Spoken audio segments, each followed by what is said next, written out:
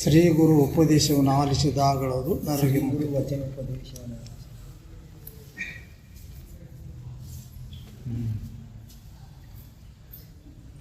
ಶ್ರೀ ಗುರು ವಚನೋಪದೇಶವನ್ನು ಆಲಿಸಿ ಆಚರಿಸಿದ ಮೊದಲು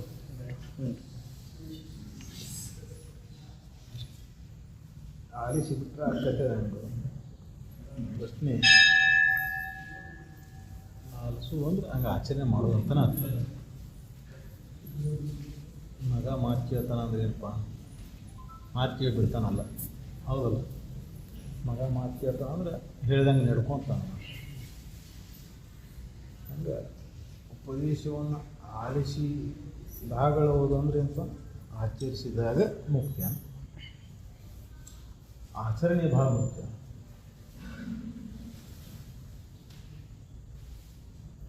ಗುರು ವಚನದೊಳಗೆ ಎಲ್ಲ ಬಂದಿರ್ತೈತಿ, ಆದರೆ ಒಂದು ಹಿಡ್ಕೊಂಡು ನೀವು ಪಾಲನೆ ಮಾಡಿದ್ರೆ ಮುಖ್ಯ ಆಗುತ್ತೆ. ಒಂದೇ ಒಂದು ಮಾತು ಹಿಡ್ಕೊಂಡು ಜೀವ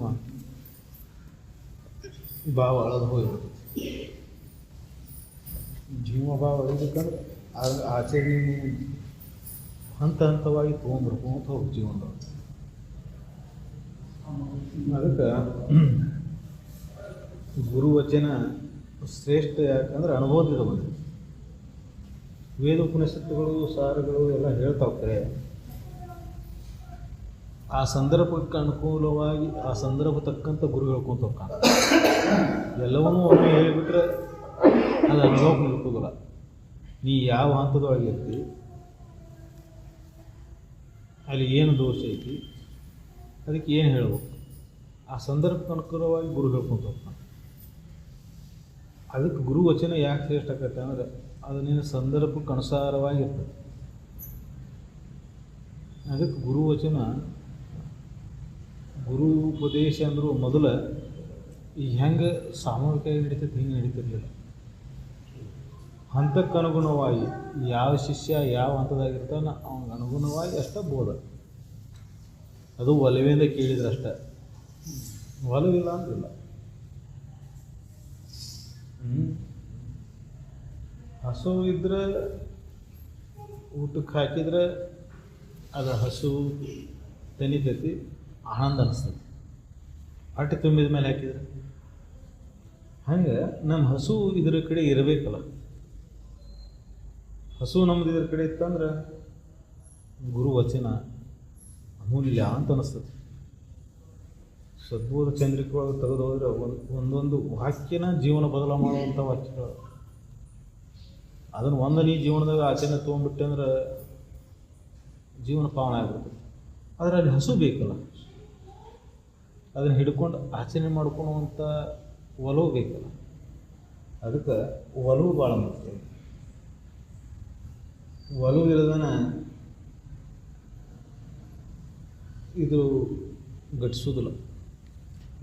ಆಗಿನ ಮಟ್ಟಿಗೆ ಪರ ಬರೋಬ್ಬರಿ ಅನ್ಸತ್ರಿಪ್ಪ, ಮತ್ತೆ ಅದು ಮರಿತೈತಲ್ರಪ್ಪ. ಅದು ಒಲವು ಎಲ್ಲೈತಿ ನಿಂದು? ಒಲವು ಸಂಸಾರದೊಳಗೆ ಐತಿ. ಒಲವು ಸಂಸಾರದೊಳಗಿದ್ದಾಗ ಸಂಸಾರ ಅಂದ್ರೆ ಮಾಯ ಅಂತ ಹೇಳ್ತಾರೆ, ಹೌದಲ್ಲ? ನೀನು ಒಲವು ಮಾಯ ಒಳಗೆ ಐತಿ.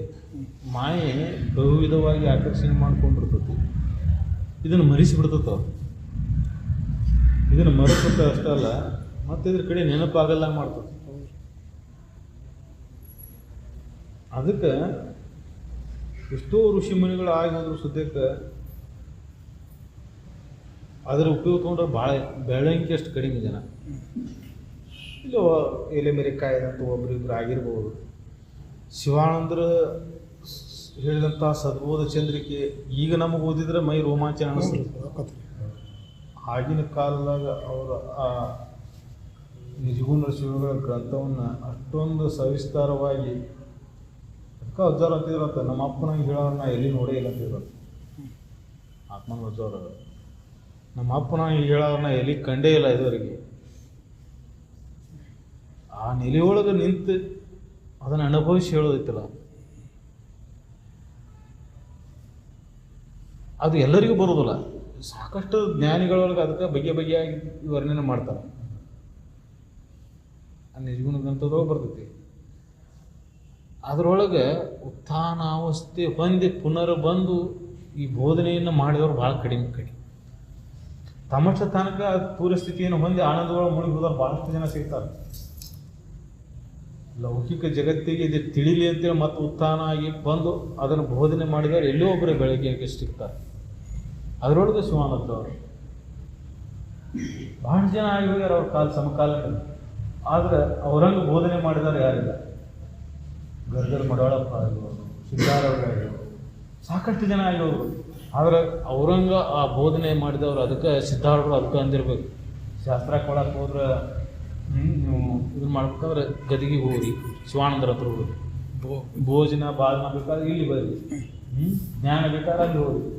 ಅಂದ್ರೆ ಅಷ್ಟೊಂದು ಆ ಅನುಭವದಲ್ಲಿ ನೆಲೆ ನಿಂತ ಮೇಲೆ ಮತ್ತೊಂದು ಏನು ಮಾಡ್ಬೇಕು ಅನಿಸೋದೇ ಇಲ್ಲ.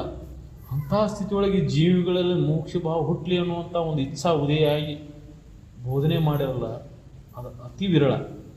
ಅಂಥವ್ರು ಸಿಗೋದು ಭಾಳ ದುರ್ಲಭ. ಇಚ್ಛಾನೇ ಇರೋದಿಲ್ಲ, ಅಲ್ಲೇ ಇಚ್ಛಾ ಮುಗಿದು ಬಿಟ್ಟಿರ್ತೈತಿ. ಹೇಳಿದ್ರಿ ಏನಕ್ಕೆ ಕೇಳಿದ್ರಿ ಅವ್ರವ್ರ ಜೀವ ಕರ್ಮಗಳಿದ್ದಾಗ ಮುಕ್ತ ಬಿಡವು. ಜ್ಞಾನಿ ಇಚ್ಛಾ ಹೆಂಗೂ ಆಕತಿ. ಅದ್ರ ಕರ್ಮ ಮುಗಿದ್ಮೇಲೆ ತಾನ ಬರ್ತದೆ. ಅದು ಬಡೋದು ಹಣ್ಣು ಮಾಡಿದ್ರೆ ಹಣ್ಣು ಆಕತ್ತೆ. ಸಾಕು ಆಗ್ಬೇಕಾದ್ರೆ ಸಮಯ ಹಿಡಿತೈತಿ. ಜೀವನದ ಅತ್ತಾಗೋ ಮಿತ್ತಾಗೋ ಬಡೋದು ಈ ಜೀವನದಾಗ ಏನೈತೆ ಅನ್ನೋದು ಗೊತ್ತಾಗ್ತದೆ ಅಂದ್ರೆ ತಾನ ಬರ್ತದೆ. ಲಮಾಣ್ಯರು ಸುಮ್ಮನೆ ಹೊಂಟ್ರು, ಅವ್ರಿಗೆ ಚುಮ್ಮರಿ ಉಂಡಿ ಕೊಟ್ಟು ಅದು ಅವ್ರ ಮೇಲೂ ಕರುಣೆ. ಅಂಥ ಕರುಣೆ ಜೀವಿಗಳಿಗೂ ಮೋಕ್ಷತ್ವ ಅಂದ್ರೆ ಏನು ಗೊತ್ತಿಲ್ಲ, ಹೆಂಗೆ ಬದುಕಿ ಹೋಗ್ತಾವಲ್ಲ. ಮನುಷ್ಯ ಜನ್ಮ ಬಂದು ಪ್ರಾಣಿಗಳ ಜೊತೆ ಬದುಕ್ತಾವಲ್ಲ. ನಾವು ನೋಡ್ತೀವಲ್ಲ ಈಗೆಲ್ಲ ಎಷ್ಟು ಜನ ಬರೀ ರೊಕ್ಕ ರೂಪಾಯಿ ಸಿರಿ ಸಂಪತ್ತಿನ ಬೆನ್ನತ್ತಿ ಜೀವನ ಕಳೆದು ಬಿಡ್ತಾರೆ. ನೋಡಿಲ್ಲ? ರೊಕ್ಕ ರೂಪಾಯಿ ಸಿರಿ ಸಂಪತ್ತಿನ ಬೆನ್ನು ಹತ್ತಿ ಜೀವನ ಕಳೆದು ಬಿಡ್ತಾರೆ. ಎಲ್ಲೋ ಒಬ್ಬ ಪುಣ್ಯಾತ್ಮಗೆ ಇದರೊಳಗೆ ಏನೈತಪ್ಪ ಈ ಜೀವನದೊಳಗೆ ಅಂತ ಪ್ರಶ್ನೆ. ಈ ಜೀವನ ಏನೈತಿ? ಹೆಂಡತಿಗೆ ಮಾಡಿದೆ, ಮಕ್ಕಳಿಗೆ ಮಾಡಿದ್ನೆ, ಬಂದು ಒಡ ಹುಟ್ಟಿದವ್ರಿಗೆ ಮಾಡಿದೆ, ಹೆತ್ತವ್ರಿಗೆ ಮಾಡಿದೆ, ಎಲ್ಲ ಮಾಡಿದ್ದೆ. ಏನೈತಿ ಇದ್ರೊಳಗೆ?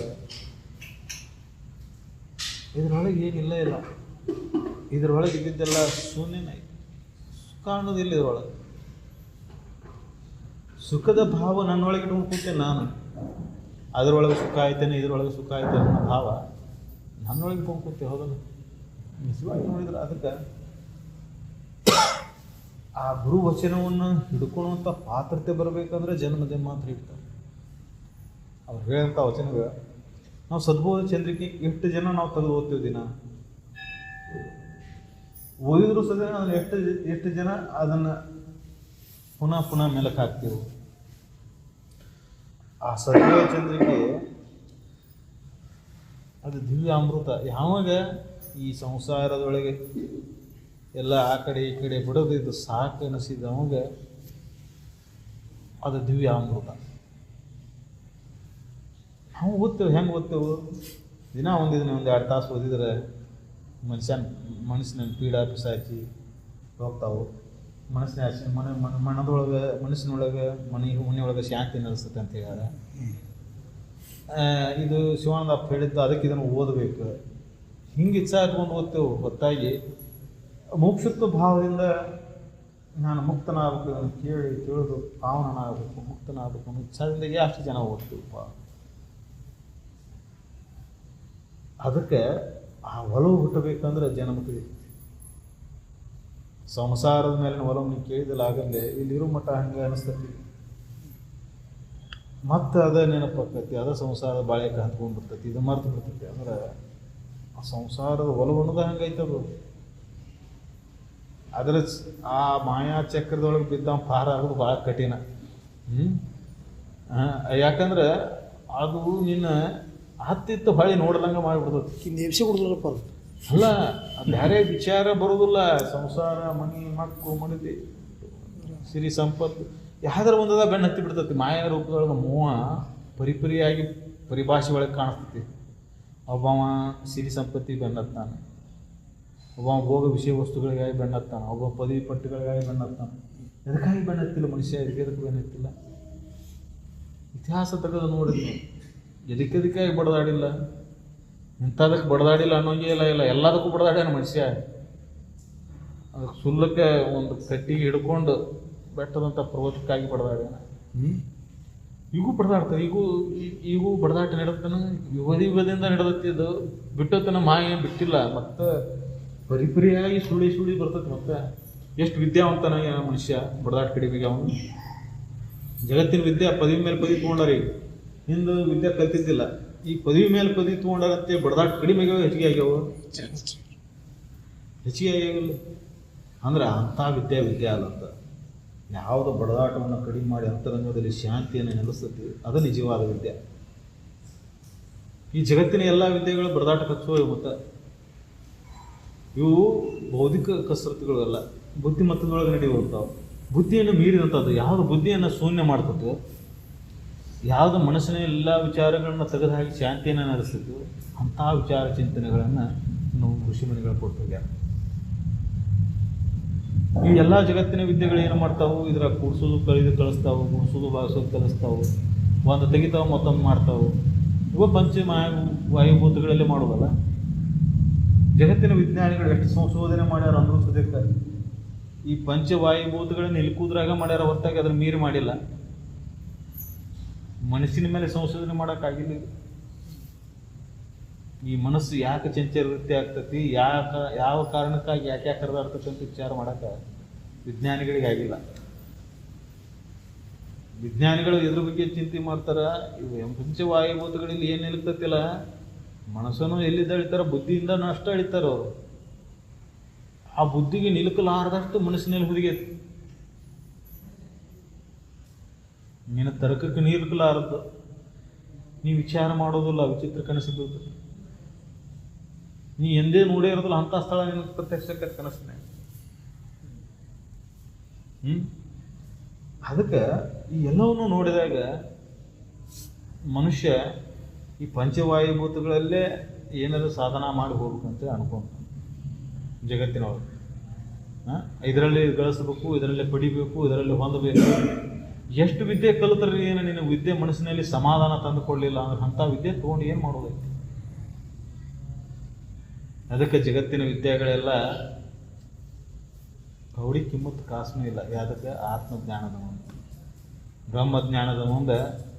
ಅದಕ್ಕೆ ನೀನು ಏನಾದ್ರೆ ಏನು, ಯಾವುದು ನಿನ್ನಲ್ಲಿ ಸಮಾಧಾನ ಉಂಟಾಗ್ತದೆ ಅಂತ ವಿದ್ಯೆ ಗೊತ್ತೈತೆ. ಉದ್ದಾಲಕ ಸೇತುವೆ ಕತಿ ಕೇಳಿರಿ ಅಲ್ಲ, ಅವನೆಲ್ಲ ತಿಳಿದಿದ್ರು ಸದ್ಯಕ್ಕೆ ಮಗನ ಬೇರೆ ಕಡೆ ಕಳಿಸ್ತಾನ. ಆ ಶ್ವೇತಕೇತು ಕೇಳ್ತಾನೆ, ಕಣ್ಣಿನಪ್ಪ ನೀನು. ಅವನು ಋಷಿಮುನಿಗಳ ಪರಂಪರೆ ಒಳಗೆ ಓದಿ ಬರ್ತಾನ. ಓದಿ ಬಂದ ಮೇಲೆ ಅವನಿಗೆ ಕೇಳ್ತಾನ, ನಿನಗೇನು ಹೇಳಿಕೊಟ್ರಪ್ಪ, ಯಾವುದನ್ನ ನೀನು ಕಂಡುಕೊಂಡು ಬಂದೆ ಅಲ್ಲಿದ್ದ ಅಂತ ಕೇಳ್ತಾನೆ. ನಿನಗೆ ಅಂಥದ್ದು ಯಾವುದೂ ತೋರಿಸ್ಕೊಟ್ಟಿಲ್ಲ ಅವರು. ನೀನು ಕೇಳಿದೇನಂದ್ರೆ ಇಲ್ಲ. ಅವಾಗ ಒಂದು ವಸ್ತು ಐತಿ, ಅದನ್ನು ಎದರಿಂದ ನೋಡೋಕ್ಕಾಗೋದಿಲ್ಲ ಯಾವುದು ಅಂತ ಕೇಳ್ತಾನೆ. ಅದನ್ನು ಎದರಿಂದನೂ ನೋಡೋಕ್ಕಾಗೋದಿಲ್ಲ ಯಾವುದು ಗೊತ್ತಿಲ್ಲ. ಹಿಂಗೆ ಸಾಧ್ಯ ಐತಿ? ಪಂಚವಾಯುಭೂತಗಳಿಗೆ ಒಂದಕ್ಕೆ ನಿಲ್ಕಬೇಕಲ್ಲ. ಅದು ಪಂಚವಾಯುಭೂತಗಳಲ್ಲಿ ಕಣ್ಣಿಗರ ಕಾಣಬೇಕು, ಕಿವಿಗರ ಕೇಳಬೇಕು, ಕೈಗರ ಸಿಗಬೇಕು ಅಂದಾಗ ಒಂದು ವಸ್ತು ಐತೆ ಅನ್ಬೋದು ನಾವು. ಇದಕ್ಕೆ ಯಾವುದಕ್ಕೂ ಸಿಗಲ್ಲ ಅಂದ್ರೆ ಇಲ್ಲ ಅಂತಲೇ ಅರ್ಥ ಅಂತ ಅಂತ. ಹಂಗಿಲ್ಲ, ಒಂದಕ್ಕೆ ನಿಲ್ಕಲಾರ್ದು ಮತ್ತೊಂದಕ್ಕೆ ನಿಲ್ತೈತಿ. ಆದ್ರೆ ಇವು ಯಾವಕ್ಕೂ ನಿಲ್ಕಲಾರ್ದು ಒಂದೈತಿ. ಹಾಗೆ ಒಂದು ಹಿಡಿ ಉಪ್ಪು ತೊಗೊಂಬರ್ತಾನೆ, ಇದು ಉಪ್ಪು ಹೌದಲ್ವ ಅಂತ. ಹೌದು, ಮುಟ್ಟಿ ಹೌದು. ನೀರನ್ನೇ ಹಾಕ್ತಾನೆ, ಕರಗ್ತೈತಿ. ಕೈಯಾಡಿಸಿ ನೋಡಿ ಉಪ್ಪು ಐತೇನ ಅಂತಾನೆ. ಉಪ್ಪು ಇಲ್ಲ, ಹೆಂಗಿಲ್ಲ, ಕೈಗೆ ಹತ್ತಲಿಲ್ಲ, ಅದಕ್ಕಿಲ್ಲ. ಕುಡಿದು ನೋಡು, ಹತ್ತಿಲ್ಲ ನಾಲಿಗೆ. ಮೊದಲ ಕಣ್ಣಿಗೆ ಕಾಣ್ತಿ, ಆಮೇಲೆ ಕೈಗೆ ಹತ್ತಿ, ಈಗ ಕಣ್ಣಿಗೆ ಕಾಣವಲ್ದು, ಕೈಗೆ ಹತ್ತವಲ್ದು, ನಾಲಿಗೆ ಮಾತ್ರ ನಿಲ್ಕಾಕತ್ತೆ. ಇಂಥ ವಸ್ತು ಜಡ ವಸ್ತು ಒಳಗೆ ಇಷ್ಟು ಭೇದಗಳದಾವು. ಅಜಡವಾದಂಥ ಆತ್ಮ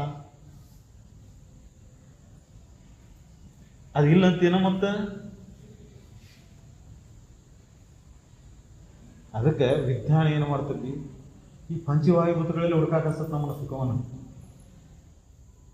ಸಿರಿ ಸಂಪತ್ತು ಗಳಿಸಿ ವಿಷಯ ವಸ್ತುಗಳನ್ನು ಪಡೋದು, ಅದರಲ್ಲೇ ಸುಖ ಹುಡುಕುವಂತ ಹೊಂದಬೇಕಂತ ಮನುಷ್ಯ ಪ್ರಯತ್ನ ಮಾಡ್ತಾನೆ. ತತ್ವಜ್ಞಾನ ಏನು ಮಾಡ್ತೈತಿ, ಇದರೊಳಗೆ ಏನಿಲ್ಲಪ್ಪ. ಜಗತ್ತಿನ ವಿಷಯ ಭೋಗಗಳಲ್ಲಿ ಏನಿಲ್ಲ, ವಿಷಯ ವಸ್ತುಗಳಲ್ಲಿ ಏನಿಲ್ಲ, ಜಗತ್ತಿನ ಪದವಿಪಟ್ಟಗಳಲ್ಲಿಯೂ ಏನಿಲ್ಲ, ಜಗತ್ತಿನ ಸಿರಿ ಸಂಪತ್ತಿನಿಂದ ಏನಾಗಬೇಕಾಯ್ತು. ನೀನು ಸುಖಿನ ಆಗಬೇಕಾಯ್ತಂದ್ರೆ ನಿನ್ನ ನಿಜವನ್ನು ನೀತಿ. ಎದಕ್ಕೆ ನಿಜವನ್ನು ತಿಳಿನಿ ಅಂತ ಹೇಳ್ತಾರೆ? ನಿನ್ನ ನಿಜವನ್ನು ತಿಳಿದೆ ಅಂದ್ರೆ ಆ ಸದ್ವಸ್ತುವನ್ನು ತಿಳಿಯಾಕೆ ಬರ್ತೈತಿ, ಆ ಪರಮಾತ್ಮನ ತಿಳಿಯಾಕೆ ಬರ್ತೈತಿ, ಆ ಪರಬ್ರಹ್ಮನ ತಿಳಿಯಾಕೆ ಬರ್ತೈತಿ. ಎದಕ್ಕೆ ಹೇಳಬೇಕಾಯ್ತು ಇದು? ನೀ ದೇಹಿಯಾಗಿ ಅದಕ್ಕೆ ಹೇಳಬೇಕಾಯ್ತು. ನೀನು ದೇಹ ಎಂಬ ಭಾವದಾಗ ಕುಂತಿ ಅಂತ ಇದನ್ನು ಹೇಳಬೇಕಾಯ್ತು. ನಿಜವಾಗಿ ನೋಡಿದ್ರೆ ಎಲ್ಲವನ್ನು ತಿಳಿಯವನ ನೀನು. ನಿಜವಾಗಿ ನೋಡಿದ್ರೆ ಎಲ್ಲವನ್ನೂ ತಿಳಿಯವನ ನೀನು. ಕತ್ತಲು ಇರ್ತೈತಿ, ಗಾಢ ಕತ್ತಲದೊಳಗೆ ಏನು ಕಾಣೋಲ್ಲ ಅಂತಾನೆ. ಒಂದು ಕಡ್ಡಿ ಕೂರೋದು ದೀಪ ಹಚ್ತಾನ, ಎಲ್ಲ ಕಾಣಾಕತ್ತಿ, ಎದರಿಂದ ಕಾಣಾಕತ್ತಿ ಅಂತ ಕೇಳ್ತಾನವ. ದೀಪದಿಂದ ಕಾಣಾಕತ್ತಿ ಅಂತ ಒಬ್ಬ ಅಂತಾನ. ಇಲ್ಲ ಕಣ್ಣಿನಿಂದ ಕಾಣಾಕತ್ತತಿ ಅಂತ ಒಬ್ಬ ಅಂತಾನ. ಯಾವ್ದು ಕರಿ ಇದ್ರೊಳಗೆ? ದೀಪದಿಂದ ಕಂಡತ್ಯಾ, ಕಣ್ಣಿನಿಂದ ಕಂಡತ್ಯಾ? ಇವೆರಡು ಸುಳ್ಳು. ಅಲ್ಲಿ ನೋಡೋವದಾನ, ಅದಕ್ಕೆ ಕಾಣಾಕತ್ತೈತಿ. ನೋಡೋವನು ಇರಲಿಲ್ಲ ಅಂದ್ರೆ ಕಾಣೋದು ಏನೈತೆ ಅಲ್ಲಿ? ನೋಡೋವನು ಇಲ್ಲ ಅಂದ್ರೆ ಕಾಣೋದು ಏನೈತೆ ಅಲ್ಲಿ? ಕಣ್ಣು ತೆಗೆದಿರ್ತಾವು, ಏನು ಕಾಣೋದಿಲ್ಲ. ನೋಡಿಲ್ಲ ಅಂತಾರಿಲ್ಲ, ಕಣ್ಣು ಇರ್ತಾವು, ಏನು ಕಾಣೋದಿಲ್ಲ. ಟಿವಿ ಇರ್ತಾವು, ಏನು ಕೇಳೋದಿಲ್ಲ. ಅದಕ್ಕೆ ನೋಡೋ ಒಬ್ಬ ಬೇರೆ ಅದ. ಆ ನೋಡೋ ಅವನ ನೀನದಿ ಅನ್ನುವಂಥ ತಿಳಿಯುವವರೆಗೇನು ಈ ಅಜ್ಞಾನ ಹಂಗಕ್ಕೆ ಹೊಂಟಾನೆ ಇರ್ತದೆ. ಆ ಸದ್ವಸ್ತುವಿನ ಅರಿಯುವವರೆಗೂ ದುಃಖ ತೆಪ್ಪುದನೇ ಇರುತ್ತೆ. ಅದಕ್ಕೆ ಸತತ ಚಿಂತನೆಯಿಂದ ಆ ಸದ್ವಸ್ತುವಿನ ಅನುಭವ ಮಾಡಬೇಕಾಗ್ತದೆ. ನಾನು ದೇಹ ಅನ್ನೋ ಭಾವವನ್ನು ಕಳ್ಕೊಂಡು ಆ ಪರಬ್ರಹ್ಮನ ಒಂದೇ ಐಕ್ಯ ಆಗೋದು ಯಾವಾಗ? ಸದಾ ಸಚ್ಚಿಂತನೆಯಲ್ಲಿ ಮುಳುಗಿದಾಗ. ಅದ ಸದಾ ಸಚ್ಚಿಂತನೆಯಲ್ಲಿ ಮುಳುಗಬೇಕಂದ್ರೆ ಸತ್ಸಂಗ ಸದ್ವಿಚಾರಗಳು ಭಾಳ ಬರ್ತಿರ್ತಾವೆ. ಆ ಸಚ್ಚಿಂತನೆಯಲ್ಲಿ ಮಾಡ್ಕೊಂತ ಮನಸ್ಸು ಮೌನ ಆಗುತ್ತೆ. ಮನಸ್ಸಿನಲ್ಲಿ ಮತ್ತೊಂದು ಯಾವ ವಿಚಾರ ಬಂದಿರಬಾರ್ದು, ಯಾವ ಆಕಾರ ರೂಪಗಳು ಉಳಿದಿರಬಾರ್ದು.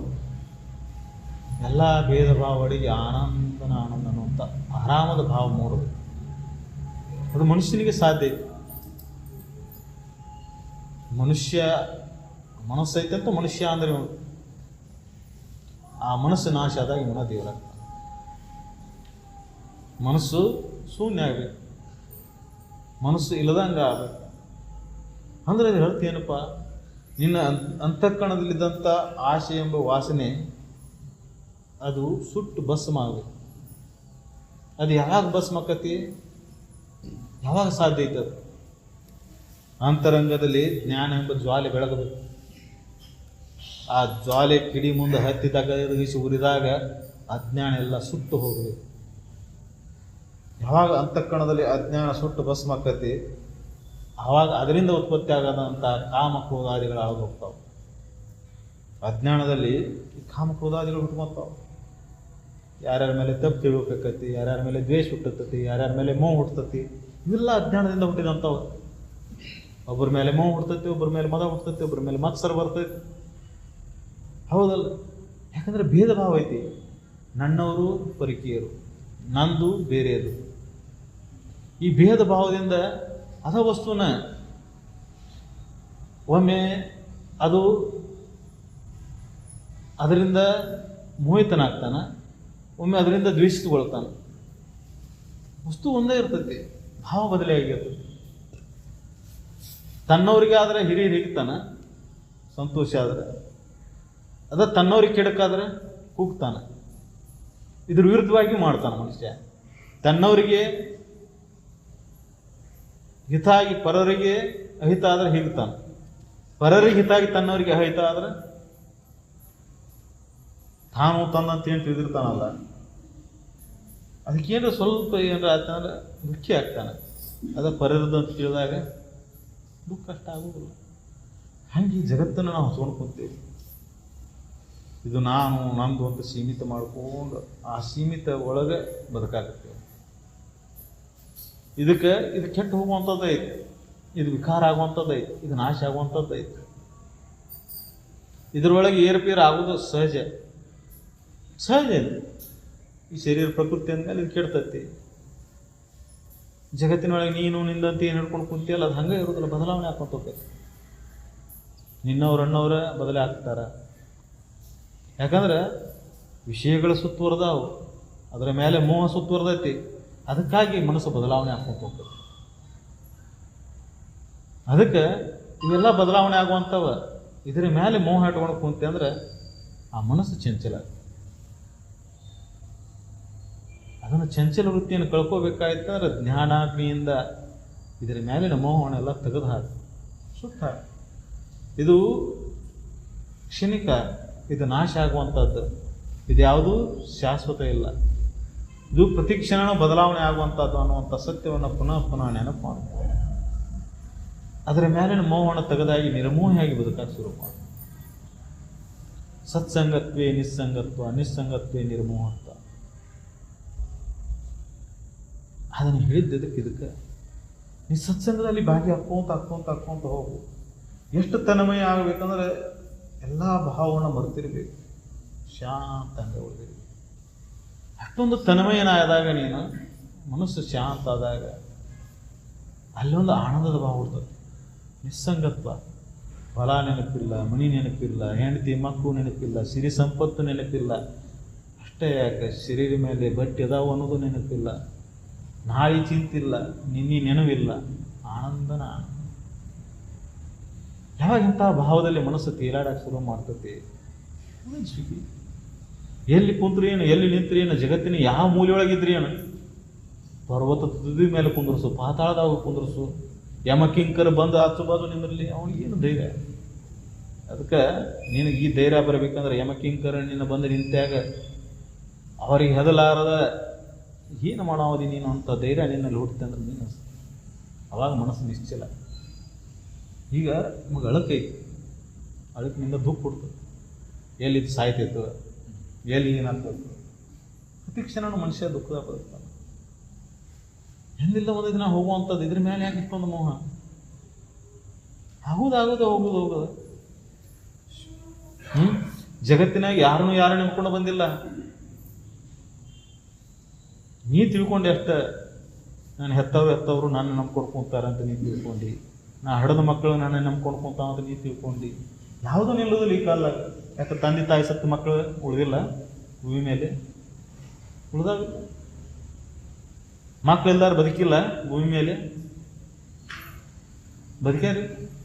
ಅದಕ್ಕೆ ಜಗತ್ತಿನೊಳಗೆ ನೀನೇನು ನಾನು ನನ್ನಿಂದ ಅಂತ ತಿಳ್ಕೊಂಡು ಕುಂತಿ, ಯಾವುದೂ ನಿನ್ನ ಕೈ ಒಳಗಿಲ್ಲ. ಪ್ರಾರಬ್ಧ ನಡೆಸ್ತತಿ. ಪ್ರತಿಯೊಂದು ಜೀವಿನೂ ಭೂಮಿ ಬರ್ಬೇಕಾದ್ರೆ ಅದರ ಕರ್ಮದ ಫಲವನ್ನು ಹೊತ್ಕೊಂಡು ಬಂದತಿ. ಅದರ ಕರ್ಮದ ಫಲದಂಗ ನಡೀದದು. ನೀ ಮಾಡ್ಯಾನಂದ್ರೆ ನಿನ್ನ ಕೈಯಾಗಿ ಏನಿಲ್ಲ. ಅದಕ್ಕೆ ಈ ಜಗತ್ತಿನೊಳಗೆ ಏನು ನಡೀತೈತಿ ಇದ್ರ ಬಗ್ಗೆ ತೆರೆ ಕೆಡಿಸ್ಕೊಂತ ಕುಂದಿರಬಾರ್ದು. ನೀನು ನಿಶ್ಚಿಂತನಾಗಿ, ಒಮ್ಮೆ ನಿಶ್ಚಿಂತನಾಗಿ ನೋಡು, ನೀ ಆನಂದನ ಆನಂದ.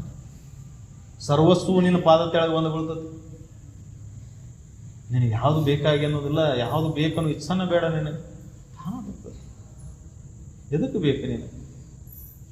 ಆ ರೀತಿ ಬದುಕಿದವರು ಬಹಳ ವಿರಳ, ಎಲ್ಲೋ ಒಬ್ಬರು ಸಿಗ್ತಾರೆ. ಅಂಥ ಒಂದು ಉನ್ನತವಾದಂಥ ಆ ಶಕ್ತಿ ನಿನ್ನೊಳಗೆ ಐತಿ. ಯಾವಾಗ ಆ ಶಕ್ತಿ ನಿನ್ನೊಳಗೆ ಐತಿ ಅನ್ನೋ ಅನುಭವ ನಿನಗಾಗ್ತೈತಂದ್ರೆ ಇದರ ಮೇಲಿನ ಎಲ್ಲದರ ಮೇಲಿನ ಮೋಹನ ಬಿಟ್ಟಾಗ. ಇಲ್ಲ ಅಂದ್ರೆ ನೀನು ಸಾಮಾನ್ಯವಾಗಿ ಮನುಷ್ಯ, ನಾ ಹುಟ್ಟೇನಿ, ನಾ ಸಾಯ್ತೇನೆ ಅನ್ನೋ ಭಾವದೊಳಗೆ ಹಿಂಗೆ ಕಳೆದೋಗ್ಬೇಕು. ರಾಮನಿಗೂ ಹಿಂಗಾಯಿತು. ಅವಾಗವಾಗ ಗುರುಗಳು ಬಂದು ಎಚ್ಚರಿಸ್ತಿರ್ತಾರೆ, ನಾರದ ಮುನಿ ಅಂತವ್ರು. ಆ ಗುರುಗಳು ಹೇಳಿದಂಥ ಮಾತವನ್ನು ಹಿಡ್ಕೊಂಡಿವಿ ಅಂದರೆ ನಾವು ಈ ದೇಹ ಭಾವವನ್ನು ಕಳ್ಕೊಂಡು ಆತ್ಮಭಾವದಲ್ಲಿ ನೆಲೆ ನಿಲ್ತೇವೆ. ಶಿವಾನಂದರು, ಸಿದ್ಧಾರೂಢ ಆದಂಗೆ ನಿತ್ಯ ಸುಖಿಯಾಗಿ ಇರ್ತೇವೆ, ಸದಾ ಆನಂದದಲ್ಲಿ ಮುಳುಗ್ತೇವೆ. ಅಂಥ ಆನಂದದಲ್ಲಿ ನಾವು ಮುಳುಗಲೇಬೇಕಾಗಿತ್ತಂದ್ರೆ ಒಮ್ಮೆ ನಿಸ್ಸಂಗಿಯಾಗಿ ನೋಡು. ಸತ್ಸಂಗದಲ್ಲಿ ಭಾಗಿಯಾಗಿ ಒಮ್ಮೆ ನಿಸ್ಸಂಗಿಯಾಗಿ ನೋಡು. ನಿಸ್ಸಂಗ ಅಂದರೆ ಮನಸ್ಸಿನೊಳಗೆಲ್ಲ ಬಿಡೋದು, ಹೊರಗೆ ಬಿಡೋದು ಅಲ್ಲ. ಹೊರಗೆ ಬಿಟ್ಟರಲ್ಲ, ಮನಸ್ಸಿನೊಳಗೆಲ್ಲ ಬಿಡಬೇಕು. ಮನಸ್ಸಿನೊಳಗೆ ಬಿಡೋದು ಭಾಳ ಕಠಿಣ ಐತಿ, ಹೊರಗೆ ಬಿಡೋದು ಭಾಳ ಸರಳ ಐತಿ. ಏನು ದೊಡ್ಡ ಕೆಲಸ ಇಲ್ಲ. ಹೊರಗೆ ಬಿಡ್ಬೋದು, ಒಳಗೆ ಬಿಡೋದು ಭಾಳ ಕಠಿಣ. ಬಿಟ್ಟೇನಂದ್ರು ಬಿಡೋದು ಮಾಯೆ. ಹಿಂದೆ ಬೆನ್ನಟ್ಟಿತ್ತು ಮಾಯ. ಬಿಟ್ಟೇನಂದ್ರು ಬಿಡೋದು ಮಾಯ. ನೀ ಎಲ್ಲ ಬಿಟ್ಟು ಕೂತೇನಂದ್ರೆ ಒಳಗೆ ಇರ್ತೈತಿ ಬಿಟ್ಟೇನ ಅನ್ನೋದು. ಅವ್ನು ನೆನ್ಕೊಂತಾರ ಕೂತಿರ್ತೀವಿ ಮತ್ತೆ ನೀನು. ನನ್ನ ಮಕ್ಕಳನ್ನ ಬಿಟ್ಟು ಬನ್ನಿ, ಮಡಗಿ ಬಿಟ್ಟು ಬನ್ನಿ, ಹೊಲ ಬಿಟ್ಟು ಬನ್ನಿ, ಸಿರಿ ಸಂಪತ್ತು ಬಿಟ್ಟು ಬನ್ನಿ. ಅದಕ್ಕೆ ಬಿಟ್ಟೇನಂದ್ರು ಬಿಡೋದು ಮಾಯ. ಇದು ಯಾವ್ದಾರ ರೂಪದಿಂದ ಬಂದು ಒಳಗೆ ನೆಸ್ಕೊಂಡೇ ಬಿಡ್ತೈತಿ. ಇದು ನಿನ್ನ ಮನಸ್ಸಿನ ಸಮಾಧಾನ ಹಾಳು ಮಾಡ. ಅದಕ್ಕೆ ಇದನ್ನು ಬಿಡುವಂಥ ಕಲೆನ ಬ್ರಹ್ಮವಿದ್ಯೆ. ಇದನ್ನು ಹೆಂಗೆ ಬಿಟ್ಟು ಬದುಕಬೇಕು, ಹೆಂಗೆ ಇದರಿಂದ ನಿಸ್ಸಂಗತ್ವವನ್ನು ಹೊಂದಬೇಕು, ಇದ್ರ ಮ್ಯಾಲಿನ ಮೋಹವನ್ನು ಹೆಂಗೆ ಕಳ್ಕೋಬೇಕು, ನಾ ನಿತ್ಯ ಸುಖಿ ಹೆಂಗಾಗಿ ಉಳಿಬೇಕು ಅನ್ನೋದು ಬ್ರಹ್ಮವಿದ್ಯೆ. ಆ ವಿದ್ಯೆನ ಶ್ರೇಷ್ಠ ಜಗತ್ತಿನೊಳಗೆ. ಮತ್ತೆಲ್ಲ ವಿದ್ಯೆಗಳು ಕಾಕಪೂಕಗಳು, ಕುಳಿನ ವಿದ್ಯೆಗಳಲ್ಲ. ಈ ಡಾಕ್ಟರ್ ಆಗು, ಇಂಜಿನಿಯರ್ ಆಗು, ಏನು ಬೇಕಾದಾಗ ದೊಡ್ಡ ದೊಡ್ಡ ಫ್ಯಾಕ್ಟ್ರಿ ತಗೋ, ಏನು ಮಾಡು, ಏನು ಮಾಡಿದ್ರು ಹೊಟ್ಟೆ ಬಟ್ಟಿಗೆ ಅಷ್ಟ. ಮತ್ತೊಂದು ಅದರಿಂದ ಏನು ಶಾಂತಿ ಸುಖ ನೆಮ್ಮದಿ ಏನು ಸಿಗ್ತದೆ ಅಂತ ತಿಳ್ಕೊಂಡು ಅದು ಸುಳ್ಳು. ವ್ಯವಸ್ಥೆಗಳು ಸಿಗ್ಬೋದು, ನೀನು ಗಾದಿ ಮೇಲೆ ಗಾದಿ ಹಾಕ್ಕೋಬೋದು ನಿದ್ದೆ ಬರ್ಲಿಕ್ಕಂದ್ರೆ, ಮುಷ್ಟಾನ ಭೋಜನ ಮಾಡ್ಬೋದು. ಹೊಟ್ಟೆ ಕೆಡ್ತೆ ಅಂದ್ರೆ ಅದಕ್ಕೆ ಇವೆಲ್ಲ ವಿದ್ಯೆಗಳು ಏನದಾವು, ಜಗತ್ತಿನ ವಿದ್ಯೆಗಳು ಬರೀ ಹೊಟ್ಟೆ ಬರೀ ಕಷ್ಟ ಅದಾವು. ಅದಕ್ಕಾಗಿ ಹೊಟ್ಟೆ ಐತಿ, ಅದು ಏಟು ಹಿಡಿತೈತಿ, ಅದಕ್ಕೆ ಎಷ್ಟಾರು ಸಾಕು ಅಷ್ಟು ವಿಚಾರ ಮಾಡಿ ಮುಂದಿನ ಬಗ್ಗೆ ಹೆಚ್ಚಿಗೆ ವಿಚಾರ ಮಾಡಬಾರ್ದು. ಪ್ರಾರಬ್ಧೆಲ್ಲ ನಡೆಸ್ಕೊಂಡು ಹೋಗ್ತತಿ. ನೀ ಭಗವತ್ ಚಿಂತನೆ ಒಳಗಿದ್ದೆ ಅಂದ್ರೆ, ಸಚ್ಚಿಂತನೆ ಒಳಗಿದ್ದೆ ಅಂದ್ರೆ ತನ್ನಿಂತಾನ ಎಲ್ಲ ನಡೀತೈತಿ. ದುಃಖ ತನ್ನಿಂತಾನ ಮಾಯಾಗಿ ಶಾಶ್ವತ ಸುಖದಲ್ಲಿ ನಡೆಯುತ್ತೆ. ಅದನ್ನ ಮುಕ್ತಿ ಅಂದರು. ಆ ಮುಕ್ತಿ ಸುಖವನ್ನು ಹೊಂದಿ ಮನುಷ್ಯ ದಿವ್ಯತ್ವವನ್ನು ಪಡೆಯಕೊಂಡು ಮನುಷ್ಯತ್ವದಿಂದ ದೇವತ್ವ, ದೇವಾತೀತ ವೃತ್ತಿ. ಆ ವೃತ್ತಿ ಒಳಗೆ ಸಾಕು ಅನ್ನೋದಿಲ್ಲ, ನಿನ್ನೆ ನಾಳೆಗಳಿಲ್ಲ, ನಂದು ನಿಂದು ಅನ್ನೋದಿಲ್ಲ. ಎಂದೆಂದೂ ಸುಖಿನ ಸುಖಿ, ನಿತ್ಯ ಸುಖಿ. ನಿನಗೆ ಆದಿಲ್ಲ ಅಂತಿಲ್ಲ. ಅಂಥ ಸದ್ವಸ್ತುನ ನೀನದೆ ಅಂತ ಅನುಭವ ನಿನಗಾದ್ಮೇಲೆ ಪರ್ವತದ ಶಿಖರಗಳೆಲ್ಲ ನಿನ್ನ ಮುಂದೆ ಏನು ಆಡು ಹುಡುಗರು ಗೋಲಿರ್ತಾವಲ್ಲ ಅಷ್ಟ. ಬ್ರಹ್ಮಾಂಡ ನಿನ್ನ ಅಂಗೈ ಒಳಗೆ, ಬ್ರಹ್ಮಾಂಡ ತೋರಿಸ್ತಿರು. ಭೂಮಿ ಎಲ್ಲ ಬ್ರಹ್ಮಾಂಡ ನಿನ್ನ ಅಂಗೈ ಒಳಗೆ. ಆ ಬ್ರಹ್ಮಾಂಡನ ನಿನ್ನೊಳಗೆ ತೋರಿದಂಥದ್ದು. ಅದಕ್ಕೆ ಇವರು ಕಥೆ ಮೂಲಕ, ಕಥೆಗಳ ಮೂಲಕ ಹೇಳ್ತಾರೆ ನಮಗೆ. ಆ ಸತ್ಯವನ್ನು ನಾವು ಅನುಭವದಿಂದ ನೋಡಿದಾಗ ಆ ಸತ್ಯ ಹಿಂಗೈತಿ. ಆ ಸತ್ಯವನ್ನು ತಿಳ್ಕೊಂಡು ನೋಡ್ಕೊಂಡು ಅನುಭವಿಸಿ ನೋಡ್ಕೊ. ನೀ ಮುಕ್ತನಾದಿ, ನೀ ಮುಕ್ತನಾದಿ. ಅಜ್ಞಾನದಿಂದ ನೀ ದುಃಖಿಯಾಗಿ ಅಜ್ಞಾನದಿಂದ ಬದುಕೊಂತ ಕುಂತೀವಿ. ಅದಕ್ಕೆ ನೀ ಜಗತ್ತಿನೊಳಗೆ ಏನನ್ನೂ ಬೇಡಬೇಡ. ಬೇಡುವುದನ್ನು ಬಿಟ್ಟು ಬಿಡ. ಇವತ್ತು ಬೇಡುವುದನ್ನು ಬಿಟ್ಟು ಬಿಡ. ಹೆಂಗೆ ಬರ್ತೈತಿ ಯಥಾ ಪ್ರಕಾರ ಸ್ವೀಕರಿಸಿ ಅದನ್ನು ಎದುರಿಸುವಂಥ ಶಕ್ತಿಯನ್ನು ಪಡು. ಯಾವುದು ಬರಲಿ, ಬೇಕಾದ ಬರಲಿ, ಅದು ಎದುರಿಸುವಂಥ ಸಾಮರ್ಥ್ಯ. ಮತ್ತೆ ಯಾಕೆ ಬೇಡೋದು? ಮತ್ತೊಂದು ಬೇಡೋ ಅವಶ್ಯಕತೆನೇ ಇಲ್ಲ. ಆ ಸಾಮರ್ಥ್ಯ ನಿನ್ನೊಳಗೆ ಯಾವಾಗ ಬರ್ತದೆ ಅಂದ್ರೆ ಇದ್ರ ಮೇಲೆ ಮೋಹವನ್ನು ಬಿಟ್ಟಾಗ ಬರ್ತದೆ. ಮೋಹ ಇದ್ದಾಗ ಅಳಕಿರ್ತದೆ, ಅಂಜಿಕೆ ಇರ್ತದೆ. ಮೋಹನ ಇಲ್ಲದ ಭಯ ಇಲ್ಲ, ಭಯನ ಇಲ್ಲ. ಭಯ ಇಲ್ಲದ ಅವಾಗ ನಿಶ್ಚಿಂತ.